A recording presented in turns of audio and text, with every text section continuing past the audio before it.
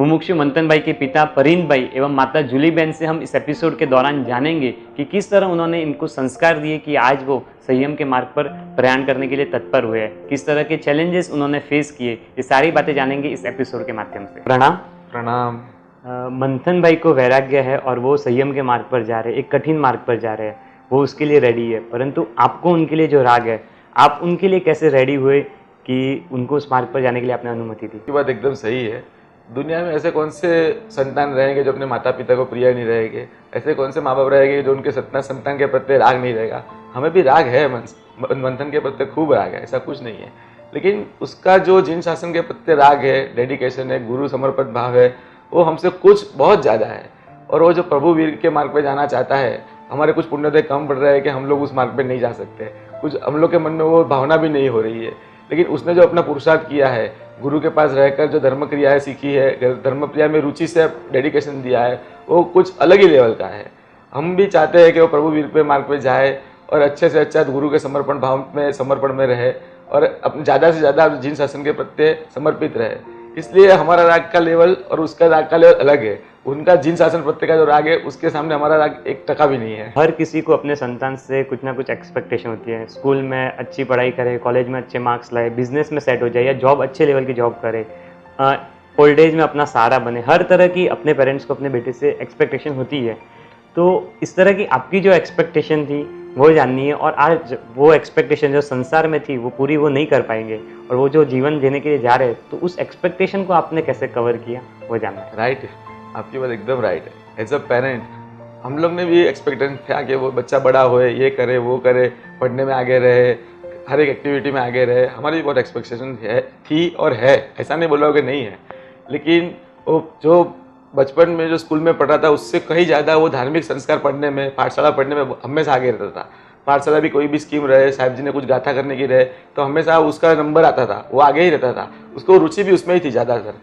वो जब से बड़ा होने लगा, टीनेज में आया, तो हमने सोचा ये बने, कॉमर्स पढ़े, कॉमर्स में कुछ आगे जाएगा, सीए बने, एमबीए करे। वो हम लोग की एक्सपेक्टेशन थी, ऐसा नहीं कि नहीं थी। लेकिन उसका जो मार्ग उसने पसंद किया है, मैंने पर्सनली मैं मेरी बात करूँ तो मैंने सोचा था वो एमबीए करे, मास्टर्स ऑफ बिजनेस एडमिनिस्ट्रेशन। लेकिन उसने अपने तरफ से एमबीए किया, मंथन बन से अणगार, मारे बनू अणगार। उसने एमबीए तो किया ही है और करने वाला ही है। तो मेरे एक तरह से मेरी जो एक्सपेक्टेशन थी वो पूरी कर ही रहा है। जी, आपको 2 बेटे हैं, मंथन भाई और वंश भाई। तो कई माइंड में ऐसा था कि एक बेटा संयम के मार्ग पे जा रहा है, तो एक तो है अपने पास, संसार में रहेंगे तो एक अपनी सेवा वगैरह कर लेगा। इस कारण से कहीं ना कहीं उनको अनुमति देने में ईजी रहा है या और कोई रीजन है? आपकी बात जो बता रहे आप है, हम लोग का माता पिता की तरफ से थोड़ा मन में थोड़ा स्वार्थ तो रहता ही है, ऐसा नहीं है। संतान 1 हो, 2 हो, 3 हो, तीनों उतनी प्रिय रहती है जितनी पहले संतान रहती है, तीसरी भी उतनी प्यारी रहती है संतान। आपकी बात एकदम सही है। लेकिन वो जो मार्ग पे जा रहा है, और हम लोग जो जवाहर नगर के सराउंडिंग में रहते हैं, जो संघ में रहते हैं, यहाँ पे करीबन 100 से ऊपर तो दीक्षा हो चुकी है। कहीं के कहीं परिवार निकल गए। हमने जवाहर नगर में जो लास्ट 10 ईयर्स में जो संतान सबकी देखी है, समृद्ध में समृद्ध परिवार रहते हैं। एक का एक लड़का रहता है या एक लड़की रहती है, उनको परिवार हंसते हंसते दीक्षा देती है। जो पहली बार में संतान रजा मांगते हैं, तो उनको पहली बार में माता पिता की तरफ से ये मार्ग पे जाने के लिए रास्ता मिल जाता है, संतान को परमिशन मिल जाती है। तो हमें ये लग रहा है कि हम लोग तो कुछ लेट है। और वो जो मंथन अपने भाव से, अपने मन से, और उसकी एज भी बराबर है कि 23 ईयर्स में वो भी एकदम मैच्योर्ड है। उसने भी पूरी दुनिया देखी है, पढ़ा है, कॉलेज की लाइफ देखी है, सब लाइफ देखी है। फिर भी ये सब सुख संपत्ति छोड़ के, उसको घर में तो ऐसा कुछ नहीं कि कुछ प्रॉब्लम है, लेकिन ये सब संपत्ति छोड़ के संसार को लात मार के वो जो निकलने की बात कर रहा है ना, हेड्स ऑफ है उसको। इसलिए आप जो बोल रहे हैं कि दूसरी संतान, अभी मैं तो ऐसा नहीं बोलता कि हम लोग पूरी बार परिवार को ऐसा भाव हो रहा है, लेकिन वो जा रहा है। और दूसरी संतान मेरा वंश है।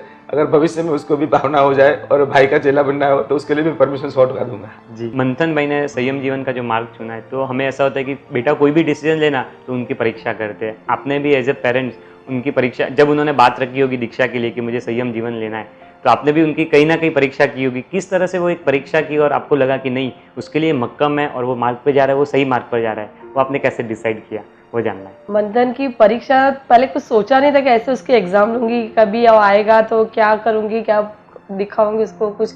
लेकिन पहले वो जब भी आया महाराज साहब के पास रहने के बाद 15 दिन, एक महीना तक रहा वहाँ पे। फिर आने के बाद हम लोग यहाँ पे बैठते थे, मैं टीवी चालू करती थी, उसकी सीरियल्स लगाती थी। तारक मेहता उसको बहुत पसंद था।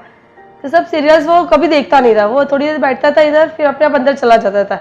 तो उसका इतना इंटरेस्ट नहीं था उसके अंदर कि बस मुझे टीवी देखना है कि मैं देख लूँ। तो तभी मुझे लगा कि नहीं, वो थोड़ा उसमें चेंज आया है। फिर उसको पंखा करते थे, कभी एसी, तो अपने आप खुद से कभी वो नहीं करता था। पहले तो क्या, कभी जब भी घर में एंटर होता था ना, तो लाइट बाद में करता था, पंखे की स्विच पहले करता था वो। तो यहाँ पे पंखा करके वो बेडरूम चला जाता था, तो यहाँ का पंखा वैसे ही चालू रखता था और बेडरूम में वापस पंखा करता था। तो वहाँ से साहिब जी के पास आने के बाद से कभी उसने ऐसा नहीं किया और एकदम पूरा टोटली चेंज हो गया। मैं कभी बोलती थी ना, मंथन पंखा कर, नहीं मुझे कुछ ज़रूरत नहीं है, मैं बराबर हूँ। ऐसे कभी देखा तो खाने की चीज़ में भी कभी उसने कुछ डिमांड नहीं किया, कभी जो भी रहता था वो चला लेता था कि नहीं बस मुझे बराबर है, ठीक है। कभी गुस्सा नहीं करता था, उसको पहले बात बात में गुस्सा आ जाता था, सुबह में उठते थे तो चालू हो जाता था उसका कुछ ना कुछ। तो सब देख के लगा कि नहीं भाई चेंज है और वो कर सकता है अपने आप, और गुरु के पास रह के वो उसने सब सीख लिया, वो कर सकता है। आपसे बात हो रही थी तब आपने एक बार बताया था कि मंथन भाई को जब भी बाहर भेजते थे, फ्रेंड्स के साथ कहीं पे भी घूमने वगैरह जाना होता था उनको, तो आपको एज ए पेरेंट्स कभी टेंशन नहीं होता था कि वो कहीं गलत जगह जाएगा या कुछ भी गलत सीख के आएगा, ऐसा टेंशन आपको कभी नहीं होता था? उसके पीछे क्या रीज़न था? क्योंकि आजकल हर किसी पेरेंट्स को एक टेंशन रहता है कि बेटा कहीं गलत ना सीख के आए, कहीं गलत सर्कल में ना पड़ जाए, गलत संगत में ना पड़ जाए, तो ऐसा टेंशन आपको कभी नहीं आया? उसके पीछे क्या रीज़न था? मंथन का कैसे था, वो कभी भी मतलब इतना उसको शौक नहीं था सब चीज़ का, और कभी भी हम बाहर भेजते थे तो वो नॉर्मली अपने हिसाब से एंजॉय करता था। और उसके जो फ्रेंड्स है, अपने जो बोलते हैं कल्याण मित्र, वो भी सब इतने अच्छे हैं कि मुझे पूरा विश्वास था कि कहीं भी वो लोग जाएंगे तो कुछ गलत नहीं करेंगे, गलत चीज़ नहीं सीखेंगे, बराबर रहेंगे। और जो संकीर्त ग्रुप रहता है हमारा, मतलब वहाँ से भी वो लोग जाते हैं, करते हैं, तो उसमें भी क्या है, वो लोग कभी भी जाते हैं यात्रा प्रवास में जाते हैं, तो एक्टिविटी भी ऐसी रहती है ना कि भाई वो लोग कुछ वहाँ पे कुछ ऐसा गलत नहीं कर सके। यात्रा प्रवास है, कुछ भगवान के मंदिर में जाना है, पूजा करनी है, शुद्धि करनी है, तो वो सब चीज़ें वो बराबर करते हैं। तो उस हिसाब से कभी टेंशन नहीं हुआ कि मंथन कहीं भी जाएगा तो कुछ गलत सीखेगा और कुछ करेगा, वैसा कुछ भी नहीं हुआ। जी, मंथन भाई से वो जो संयम जीवन अंगीकार करने जा रहे हैं, उसमें आपको उनसे क्या एक्सपेक्टेशन, किस तरह का जीवन जीते हुए उनको देखना चाहते हो कि आज से 5 साल 10 साल बाद वो इस तरह का जीवन जिए? तो ऐसी कोई एक्सपेक्टेशन या ऐसा कोई आपने उनके लिए सपना देखा हो कि इस तरह का वो जीवन जिए, वो एक आपसे जानना था। साधु जीवन, जो साधु जीवन मंथन अंगीकार करने जा रहा है, उसकी गरिमा रहती है, उसका एक उच्चतम स्तर रहता है। ऐसा नहीं उच्च स्तर, उच्चतम स्तर रहता है। हम as a parents, as a dad, as a पिताजी में ऐसा सोच रहा हूँ कि जो मैंने उसको भी कहा ही है, ऐसा नहीं कहा है, अगर तू उस मार्ग पे जा रहा है, मार्ग कठिन है, मुश्किल है, लेकिन प्रभु वीर का मार्ग है, सच्चा मार्ग है, जिन शासन की प्रभाव ना हो ऐसा मार्ग है। तो हम, मेरा एक्सपेक्टेशन वो है कि वो भविष्य में खूब से खूब स्वाध्याय करे, अपने गुरु के पास पूरा समर्पण भाव से पढ़ाई करे और जैन शासन के आगम होगी वो अच्छे से पढ़ाई करे। जहाँ भी कहीं भी वो कहीं पे जाए, कहीं भी विचरण करे, जो लोगों में श्रावक साहिकाओं में वो जहाँ भी वो बोध पाठ दे, ऐसा बोध पाठ दे कि जिन शासन की प्रभाव ना हो, और वो अपनी साधना करके, अपना स्वाध्याय करके जल्दी से जल्दी सिद्ध पद पामे, मोक्ष पद पामे, वही मेरा एक्सपेक्टेशन। मंथन से एक्सपेक्टेशन मतलब कब क्या है कि वो वहाँ पे जो जा रहा है वो अच्छे से अच्छा वो चारित्र जीवन है, उसका संयम जीवन है, वो बेस्ट करे अपना, और एकदम शुद्ध चारित्र जीवन पाले, जो समता रख के अपने गुरु का जो भी है सब गुरु को समर्पण कर दे। कभी अपने आँख खाली, कान मतलब कान खुला रखे, आँख और मुंह बंद रखे अपना। ऐसा चाहिए कि जो गुरु बोलते हैं वही करना है, तहत्ती करना है जो गुरु बोलते हैं। और पढ़ाई में भी वो इतना आगे रहे, ज़्यादा से ज़्यादा पढ़े, आगम सीखे, सब वो सीखे, क्योंकि जो गुरुदेव रहते हैं सबको ऐसा लगता है कि ज़्यादा से ज़्यादा अपना जो शिष्य रहता है वो पढ़ाई में करे।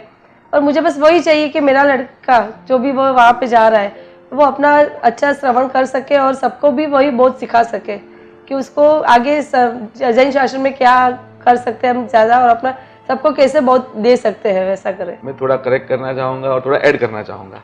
ऐड वो करना है कि हम लोग जो सराउंडिंग में जवाहर नगर संघ में रहे हैं, संकीर्त रूप के सानिध्य में रहे हैं, मंथन को हम कहाँ भी भेजते थे, वो जो मेरी वाइफ ने बताया कि संकीर्त रूप में जाते थे, यात्रा प्रवास में जाते थे, साथ यात्रा में जाते थे, वैयावश के कार्य में जाते थे, पांजरापोल गौशाला के कार्य में जाते हैं, वो सब जाते ना, तो मंथन को भी वो सब एक्टिविटी प्रिय थी। मैं सभी, ये आपके वीडियो के माध्यम से सभी माँ बाप को बताना चाहूँगा कि आपके बच्चों का भी ऐसा कल्याण मित्र का ग्रुप रखें। मुंबई में ऐसे कई सारे ग्रुप है, संकीर्त ग्रुप के साथ हम जुड़े हुए, इसके लिए संकीर्त ग्रुप की बात कर रहा हूँ, लेकिन मुंबई में इतने सारे ग्रुप है, इतने कल्याण मित्रों के ग्रुप है, आपके बच्चों के उनके साथ जोड़े। ऐसा नहीं कि बच्चों को खाली घुमाने फिराने की दुनिया है, ये संस्कार आप में पड़ेंगे तो कहीं ना कहीं 100 में से 50 में से 1000 में से कोई ना कोई लड़के जिन शासन के प्रति समर्पित भाव देंगे और अपना जिन शासन की तरफ बढ़ेंगे। ऐसा नहीं होता है कि सब लोग दीक्षा ही लेंगे, लेकिन जो संस्कार पढ़ेंगे वो भविष्य में हमको क्या ग्रोथ मिलना है, जिन शासन को क्या मिलना है आपको नहीं मालूम पड़ेगा। अभी से ये जो बीज बोएंगे तो उसका पेड़ आपको वटवृक्ष बन के बाहर निकलना ही और आपको देखने मिलेगा। मंथन भाई को क्या सबसे ज़्यादा पसंद था, और वो जो पसंद थी चीज़ उसके बिना वो किस तरह साधु जीवन में रह पाएंगे, वो एक जानता था। भाई को तो मैं बचपन से जानता हूँ, उसको बचपन से हिस्ट्री में बहुत इंटरेस्ट था। कोई भी सीरियल हो, सीरीज़ हो, बुक हो, स्कूल की बात कर लो तो स्कूल में भी हिस्ट्री सब्जेक्ट था। सब सब्जेक्ट से हिस्ट्री में उसको ज़्यादा इंटरेस्ट होता था। सीरियल देखता था तो बचपन से पृथ्वीराज चौहान, महाराणा प्रताप ऐसे सब सीरियल्स देखता था। एक बार नहीं, 2 बार नहीं, 3-4 बार देखता था। बंद होने के बाद यूट्यूब पे देखता था।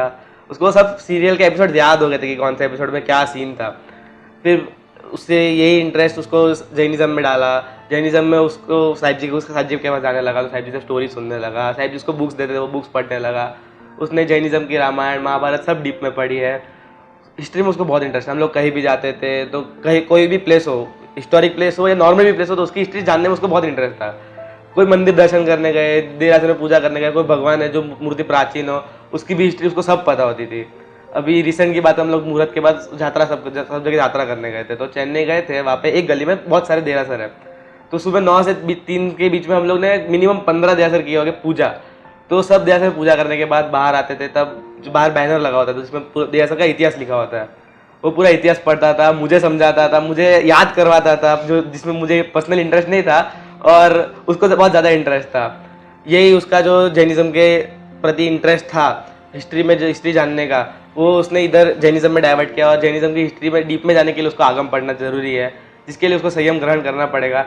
यही हिस्ट्री का जो इंटरेस्ट है उसने इधर डाइवर्ट करके अभी वो संयम ग्रहण करने जा रहा है, जिससे वो आगे पढ़ेगा, आगम जानेगा।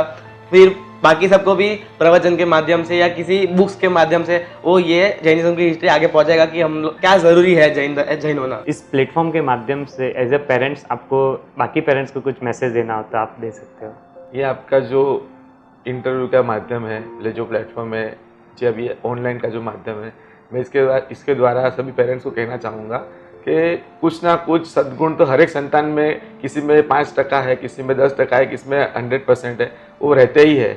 वो सद्गुण को बाहर आने दीजिए। अगर आपकी संतान कोई भी एज में, ऐसा नहीं हो, सबके संतान सबकी माता पिता को प्रिय ही होते हैं और उनके प्रति बहुत गुना राग होता है, लेकिन जो अच्छे संस्कारों में पढ़े हुए, धार्मिक संस्कारों में पढ़े हुए, उनको कुछ ज़्यादा डेडिकेशन देके, अपना कुछ समर्पण भाव देके उनका जो अंदर का धार्मिक संस्कारों को बाहर लाइए। अगर आपकी संतान दीक्षा लेना चाहता है तो उसे रोकने की तो बिल्कुल चेष्टा ना करें, लेकिन कैसे आप उनको प्रमोशन दे सकते हैं, कैसे उनको एंकरेज कर सकते हैं, उसके ज़्यादा से ज़्यादा प्रयास करें। और कोई भी जिन शासन का श्रृंगार बने, जो अपने जैन शासन में बोला गया है कि जो भी संतान दीक्षा लेती है उसके माता पिता को रत्नकुक्षी माता, रत्नकुक्षी पिता का बिरुद दिया गया है।